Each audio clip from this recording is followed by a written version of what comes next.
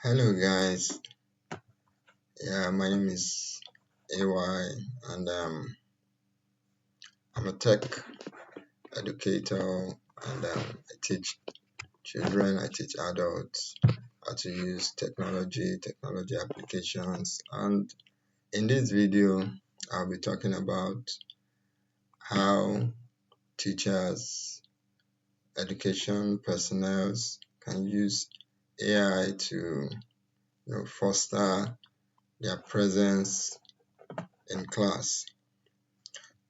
So our topic that I'll be talking on is called AI in education. Recently, we've noticed the wave of AI and the way AI is going and taking over everything in the world today. We have AI in education, we have AI in engineering, we have in medicine, in so many spheres of life. But now I would like us to narrow it down to how AI can be effective in the classroom. How can we as teachers know how to use AI to support our lessons and make our class more fun and interesting? Okay, so what I will ask first, which I know many of us have this basic knowledge of it, is what AI can and can not do. A lot of people think, oh, AI can do everything, but I must tell you, AI cannot do everything. There are some things that AI is limited, and there are some areas that AI is very, very, good at. So this is more like a practical guide for teachers to learn how to use AI as their most powerful classroom assistant. It's more like a classroom assistant and not a teacher. We're going to see this in the course of our class today. So what is AI? AI simply means artificial intelligence. It is a tool that understands your instruction, generates content, and assists your thinking. You can see from my description here, it is just a tool like every other tool, just the way an engineer uses tools. So also it's AI. A lot of people are thinking, oh, maybe AI is going to replace us, AI is going to take away our jobs. But no, I always tell people that AI will not take away your job. AI will only, or rather, someone using AI is going to take away your job. So AI is just an assistant for, like, when it comes to the classroom section now, AI is just an assistant. It helps you in thinking. It cannot replace you. It doesn't know the names of your students. It doesn't know the names of your pupil. So it's just something that you use to achieve an end. So here we say, think of AI like a very fast teaching assistant who follows instruction, but only as well as you give them. Later on in more of my videos, I believe the second video coming out, we'll be talking about prompting, which is a major skill in this 21st century. But right now, we should think of AI like a very, very intelligent assistant. Many of us teachers have class assistants. So also is AI. AI is just like an assistant that follows your instruction. But you have to be very clear. If you're not very clear with whatsoever thing you want, the machine is just going to give you something generic, something every other person can have, and that doesn't show professionalism. Okay, so the next thing here, we're talking about types of AI for teachers. Every sphere of life, every occupation has an AI that is suitable for them. Not all AIs are suitable for every aspect of every type of job. So here now we're talking about AI that is suitable for teachers. One of them is called generative AI. We know this particular type of AI. You can see the example here, ChatGPT. AI is like your ChatGPT, your Gemini, your Grok, and so many of them, your DeepSeek, are called generative AI because this particular AIs can be used to generate lesson plans, to write notes, to generate questions, to give explanations and and clarity. So that is why we call them generative AI. They generate ideas, they generate responses for you to carry out your particular instruction.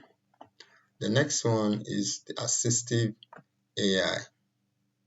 The assistive AI is like your Canva. I believe we all know Canva, where you do a lot of designs, create slides, posters, and interactive quizzes.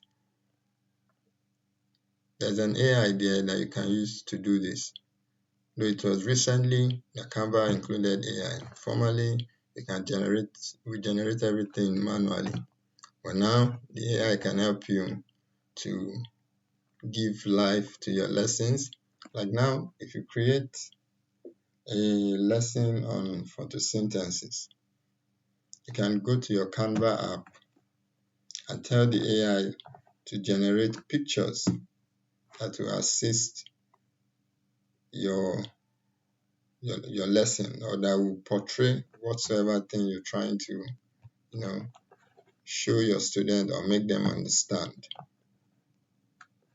We have Kahoot also. Yeah, many schools are using this Kahoot. I've seen many of my students do some things on Kahoot, can even play coding games and all that. So this is an assistive AI. And the third one is analytical AI. This is the Google Classroom we all know. These ones are used to analyze students' performance, or how well your students are paying attention to whatsoever thing that you're teaching them. It is mostly used by teachers that teach online. But sometimes even schools now are beginning to adopt this in their classroom. Teachers are beginning to have a Google Classroom where they still relate to their students after school. It's just a tool to analyze how well their students are performing. Have even things like your Class Dojo and the rest of them. But all these are called analytic AIs. So these are the types of AIs for teachers. There are still many more that I'm going to show you in my consequent videos, and we'll be talking on how to use them and how to help ourselves in the classroom. What AI does very well. At the beginning of this class, we saw when we talked about what AI can do and what AI cannot do. So here we're talking about what AI does very well. One of the things that AI does very well is speed. The machine is so fast, and that is why it's a tool. The essence of a tool is to help you do your work very fast. And AI is so proficient and efficient in this particular aspect. It can help you generate a lesson note that will take you 40 minutes, 1 hour, even some of us a day to create, to generate it within few minutes. And this saves a lot of time. That time that you need to start scrolling through books and a lot of materials, AI can synchronize everything together and give you what you want. depending on how you instruct it. The content creation. And this particular aspect is a business now for so many Nigerian youths. Everybody's creating content. When you go on social media, you see a lot of content that people are creating. Some of them are using AIs, some of them are using, are doing some dramatic things. But now, how do teachers create content? As a teacher, you can create your content using AI. Your lesson plan, your lesson notes, worksheet, your exam questions, all these are content that AI can create for you. AI can generate, a lesson plan that will suit all types of learners in your class. You can even generate worksheets for every type of learner in your class. For those that are fast learners or advanced learners, like we call them, to generate a worksheet that will suit them. For those that are average learners, it can generate a worksheet that will suit them. And for those that, that are slow learners, it can also generate a worksheet that will suit them. And all these things can be done in minutes. And at the end of your class, you're going to carry everyone along. Because one mistake we teachers do is that when we're teaching, we teach only for the advanced learners, the fast learners to catch up with. We don't consider the slow learners, the ones who carry the fast learners and the average learners along. Forget about the slow learners. And this is not good, because every child has the right to learn. So using AI can help you to create content that will suit all different learners in your class. And even exam questions. Some teachers are very lazy at this, I used to be too. You're trying to source out materials to get questions and even rack your brain to get options to fill in the questions. It's so tedious. These are times you can spend on other important things than sitting down and setting exam questions. And here is where AI comes in. It gives you that opportunity to set your questions on time and use your time to do other things that might benefit you in the class. And finally, here we have idea generation. You can use AI to generate ideas. Maybe you want to teach your students or your pupils something about computer. You can ask the AI, especially your generative AIs, to give you idea on how to make your student understand computer. It's going to break down the lesson to something they can relate to. And even students that have not seen computer before will have the image in their mind.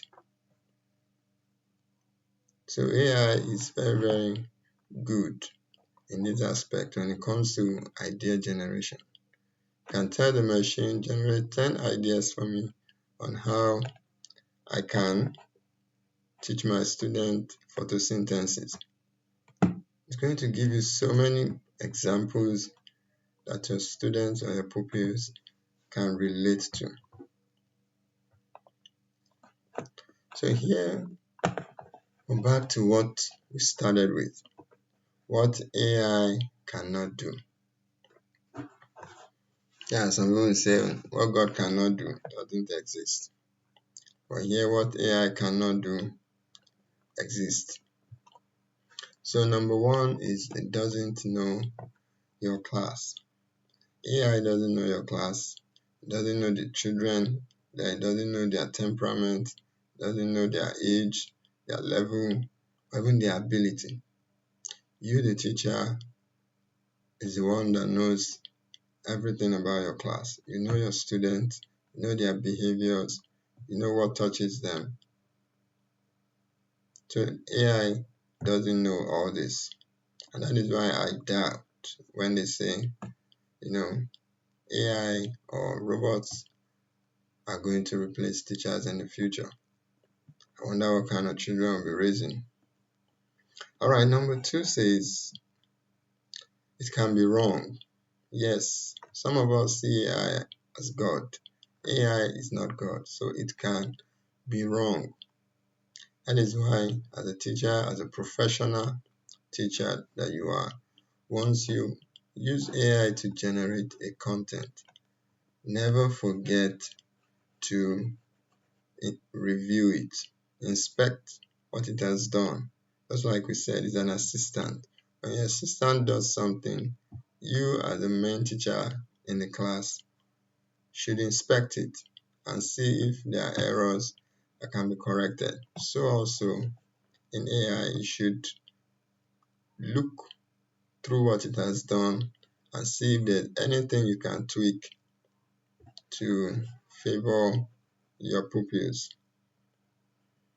And also, AI cannot replace you.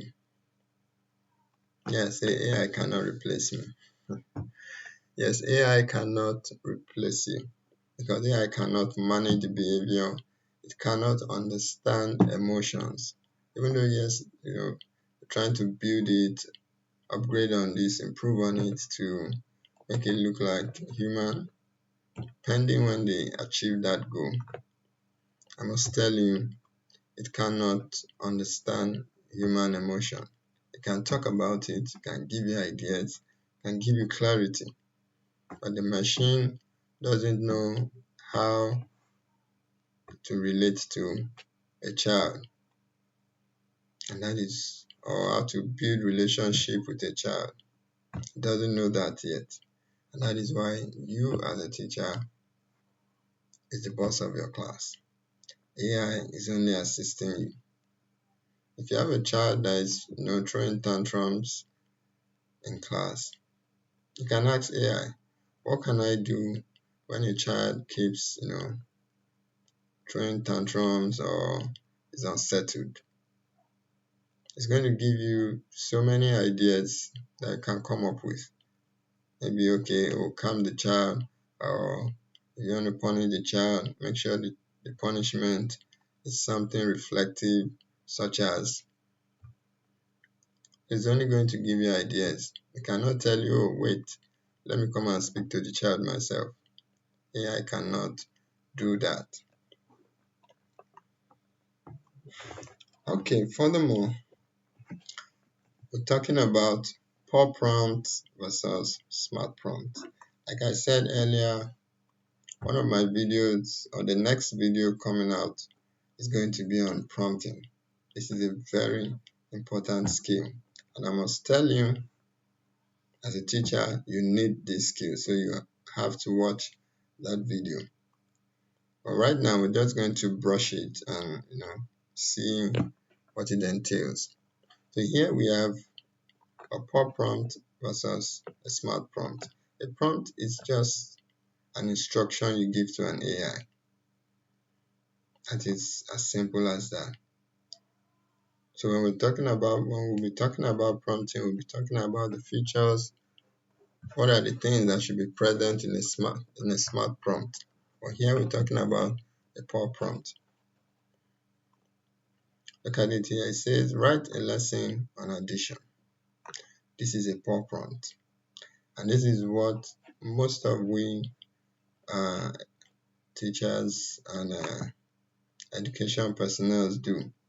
We give a very basic instruction like, oh, write a lesson for me on photosynthesis, write a lesson for me on programming, and the machine will look at it and it's going to think so wild. I say, okay, maybe I should give him explanation like a doctor or like a professor or like a programmer, you know. It's just going to give you something that is so generic and too broad because your prompt or your instruction is so broad. Also, it's not going to be tailored to your class. It's going to be something that anybody can understand, both advanced people, a professor, or even those that are doing thesis, because your instruction is just basic. It's just like you giving somebody an address and saying, oh, go to Wuse Zone 5. Yes, the person says, okay, we are in Wuse Zone 5. He doesn't know. What is he going to do there? He doesn't know. Which aspect of Wuse Zone 5 should he go? Is it Sky Memorial? Is it ShopRite? So that instruction is going to be very, very confusing. And as a machine that it is, it's not going to query you like a human being. It's just going to give you something generic that it believes, well, you find whatsoever thing you're looking for inside. And at the end of the day, it will not be useful. You're not going to use it for anything. For instance, let's try this. I like my class being practical, done a lot of talking. Let's give an example. So I'm going to open a DeepSeek. I don't use ChatGPT because I know we are also used to ChatGPT. I'm going to work with a DeepSeek agent. Okay, we're going to compare this poor prompt versus smart prompt, because I know the poor prompt is the one we use very, very well. We teachers just go to class and say, oh, give me a lesson on water. The machine is going to give you a very verbose response. Okay, sorry, talking of DeepSeek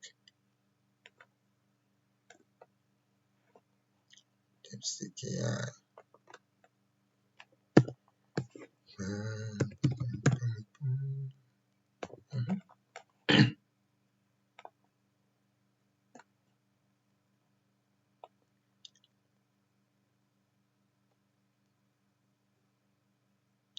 Okay, so now we are onto the dashboard of DeepSeek AI.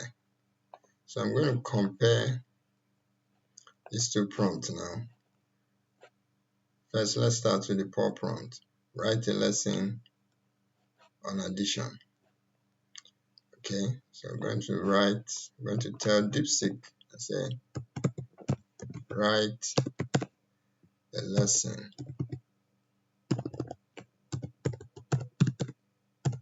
on addition. You can see now, enter. You can see what the machine is giving us. So it says here is a comprehensive lesson on addition designed for elementary primary school. The reason why it's even giving you this is because I've prompted it and the system is so used to me as a teacher. Typically grade K2, just giving you something it assumes, okay, it should be a grade K2 since it didn't specify. Can you see?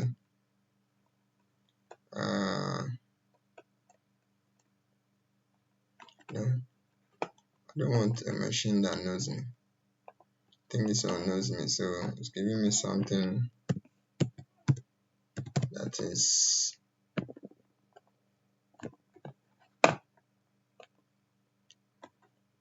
let me use Gemini. Let me use Gemini AI. Many of these machines know how I prompt them, so when they're giving me responses, based on what I use them for. Write a lesson on what on addition.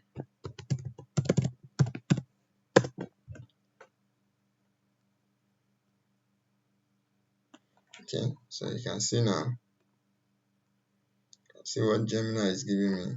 The building blocks of addition. Addition is a process of combining two or more numbers to find a total, also known as sum. Think of this as putting things together.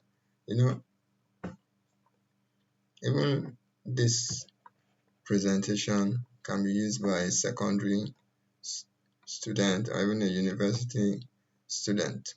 You can say key terms to know. To speak the language of math, you need 3 terms: addend, plus signs, equal sign. All these things are above somebody that is teaching a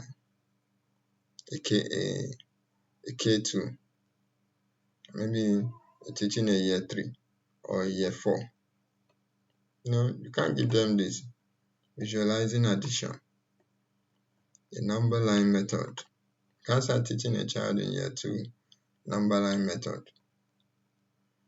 Important rules of addition. I want to teach a child in year 1 the important rules of addition. The zero rule, the switch rule. Children in year 1 don't care about this. They don't want to tell us the main thing that matters. Especially with the kind of kids that we have these days with very low attention span. They just want to get to the crux of the matter. So you can see this particular response is generic.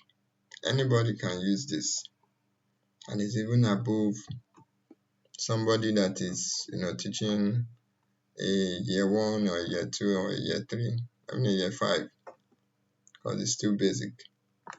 So this is how many of us do. Prompt it and get a basic answer or response like this. But now, if you go to the smart prompt now, you can see the smart prompt is so much more detailed. Like I tell people, it is better for you to over-describe than for you to under-describe. Look at this one now. It says, write a detailed lesson note for year 2 pupils in Nigeria. It's even giving you the country on addition of 2-digit numbers. You can see the instruction is so clear. It's not just addition in general, maybe adding 5-digit numbers, 10-digit numbers.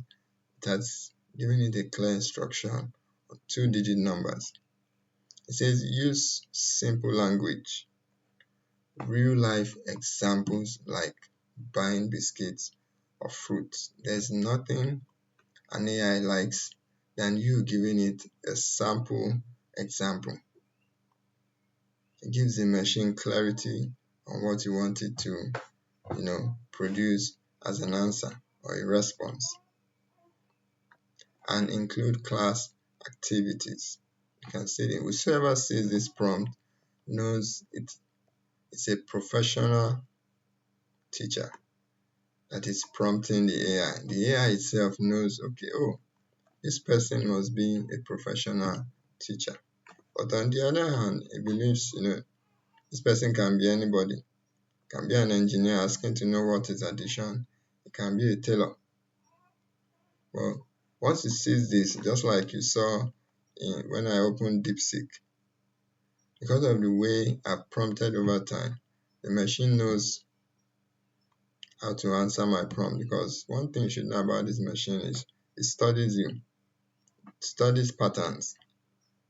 So even without me writing all these details, once I just put it in, it knows what I'm looking for.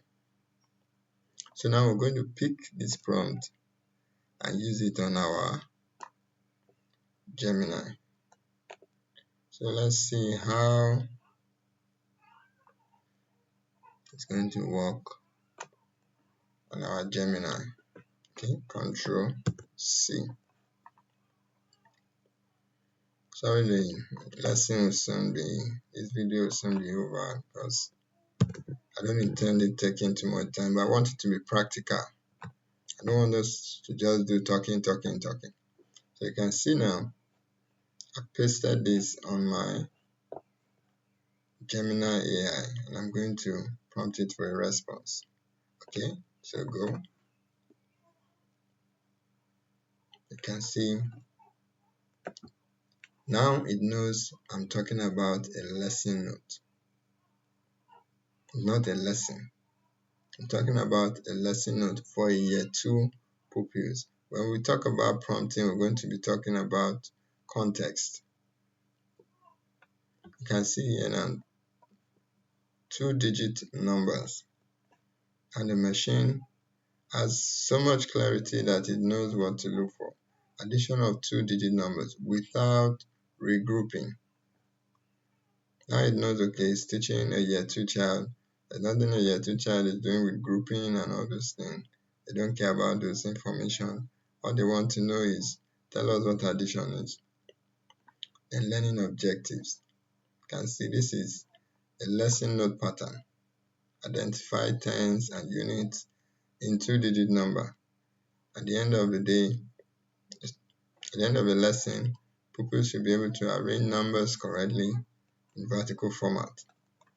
Also, they should be able to add 2-digit numbers to find the total sum. See here, introduction, what is addition? And it's going to break it down to simple definition. Addition means putting things together. Imagine you are at the school gate and the local market.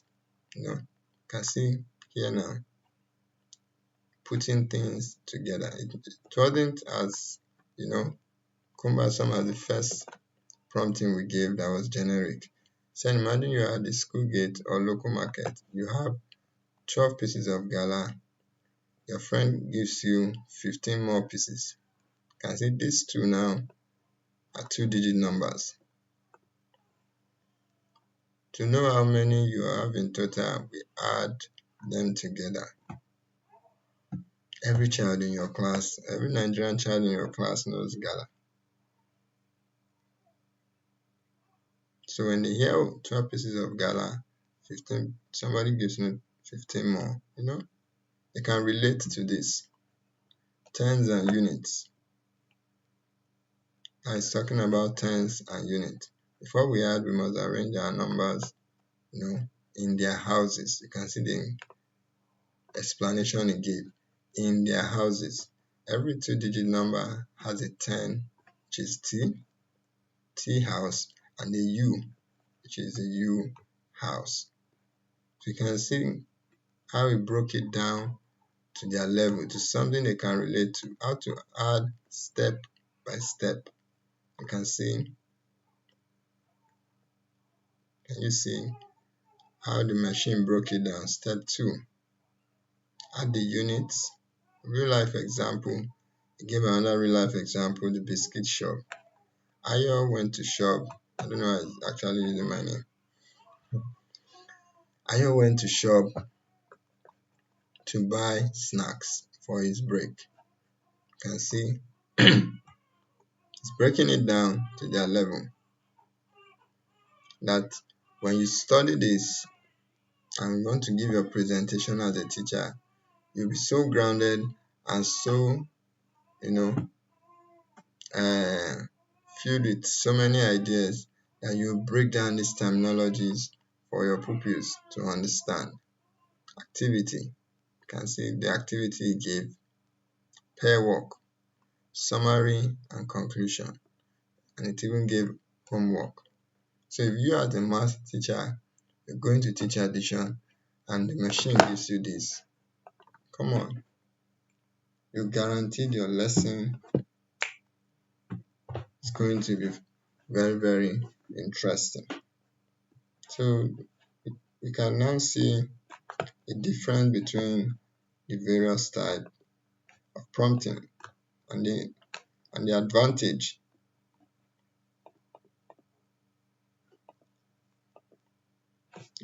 The advantage of using a smart prompt. Okay, so we're coming gradually to the end of this video. The golden rule in prompting. The quality of your prompt determines the quality of your result. Yes, the way you lay your bed is the way you lie on it. You can see the type of prompt, the type of instruction you give your AI determines how good or how perfect your response is going to be. If you give your AI an anyhow instruction, you're going to get an anyhow answer. Just like I said earlier, it is better for you to over describe than for you to under describe or give just one line of answer. Okay, how prompts work. The first thing, you write a prompt. The second thing, the AI generates. Then the third thing is what you as a teacher, like I said earlier, never forget to review. AI makes mistakes. Sometimes the machine hallucinates. It might tell you to give you something for a year 2, and you go and start giving you something for a JS2. It hallucinates. And that is why you just don't prompt it, get your answer, and close your computer without looking at what it gave you. Only for you to come in the class the following morning and you're noticing that it actually gave you a response relating to a JS2 and not a year 2. So the machine hallucinates. So let's always endeavor to review before we teach. You can see here it says the more specific your instruction in terms of age, subject, level, context, the more useful and classroom ready the AI output will be. The more specific you are, it deals with being specific, not being verbose or broad. You should be specific. Know what you want and what tell the machine exactly what you want as a teacher. Okay, so AI's role in your classroom. This is just a diagram on what your role is as a teacher and what the AI does for you as an assistant. We said it's an assistant and not the teacher in the class. You as a teacher, you manage the behavior of your class, while AI generates the content that you need to teach your class. You build relationship with your pupils, your students. AI only helps you to save time.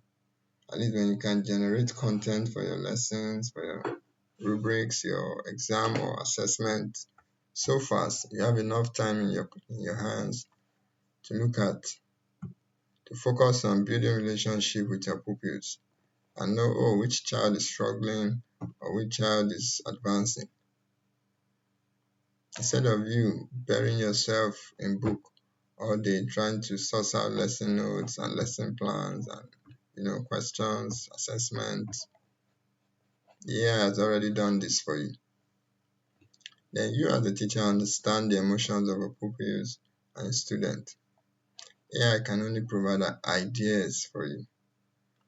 However, we're still going to talk about how you can use AI in classroom management in one of our consequent videos. And that is why I said you should subscribe to my page, to this channel, so that you can be getting updates on videos and topics, because we're going to be smashing a lot of topics regarding education and classroom using AI.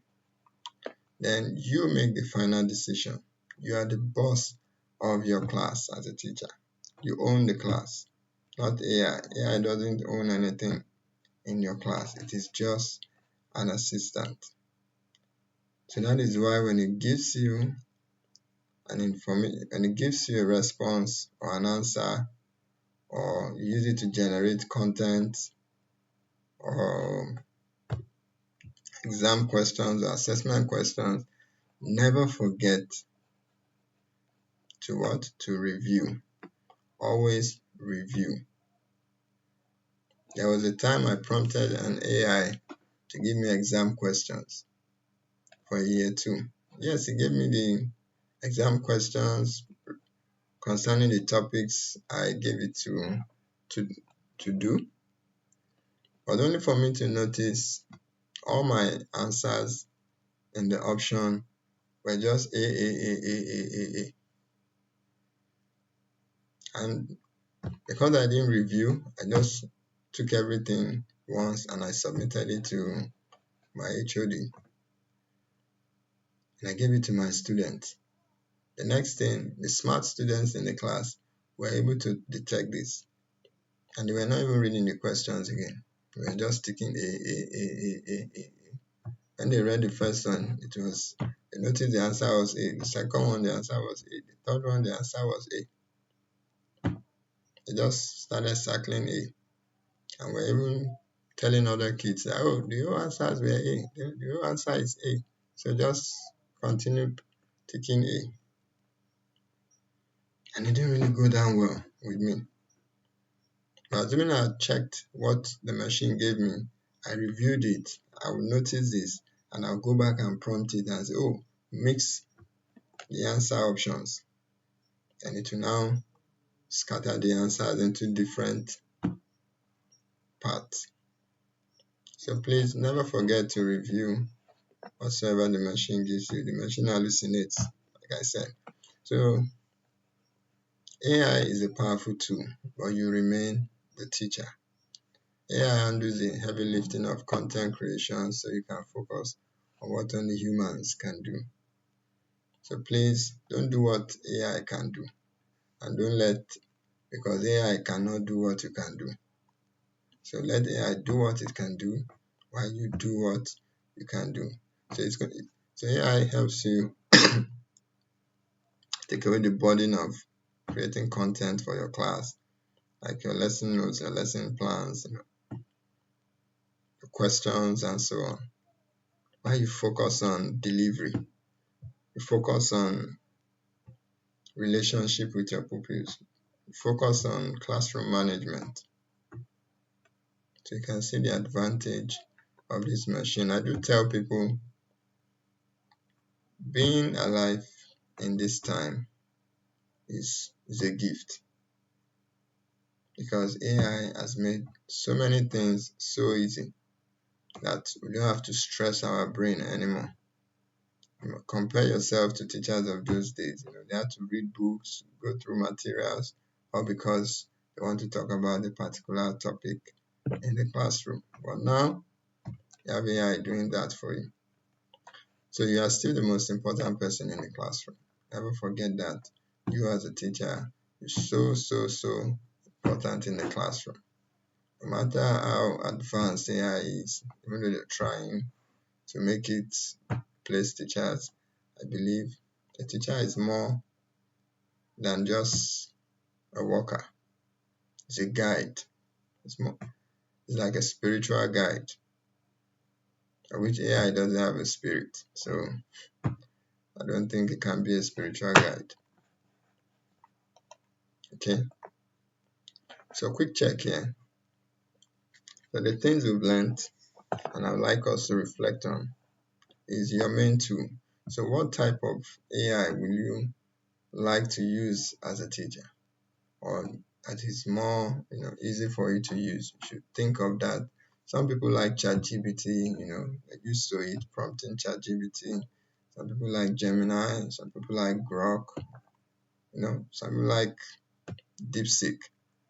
I know most people like ChatGPT, so it depends on which one you want and feel comfortable with. They are all good. They'll give you the same they'll give you several different responses, but depending on the prompt. But you as a teacher should know what works for you. Then vague prompt. Please, this is very, very dangerous. Never give a vague prompt. Always try to be clear. Make sure your instructions are clear. Like I said, it's better for you to over-describe than for you to under-describe. AI's limit. Mention one thing AI cannot do in the classroom. Yeah, I believe you can start doing that. I've told you many things AI cannot do. One of it, I told you cannot build relationship with your pupils or your students. So you should think of so many other things AI cannot do. In fact, you should create a list of things AI cannot do for you as a teacher, and the things AI can do for you as a teacher, so that you can paste it on your wall, so that you can know what to focus on and what to allow the AI to focus on. Okay, so we've come to the end of this video. I must say, hope you were able to learn one or two things about AI in the classroom. So in my consequent video, I'm going to be talking about prompting, the machine. Afterwards, we'll talk about how to use it to generate intelligent questions for exam. Now questions you ask in examination that is intelligent. We teachers are fond of, just throw one question and we'll go and give the students to start answering. How to ask intelligent questions in your exam that will not only make students answer, but it will make them reflect, which that is one of the goals of education, reflection. Reflect on what they've learned. And I believe that helps it to stick. So please subscribe on my page so that you get regular updates. Or like this video, share this video with your colleagues, your friends. You can't tell somebody that might need this information. So please go on, spread the news. I still remain AY, your AI guy. Bye.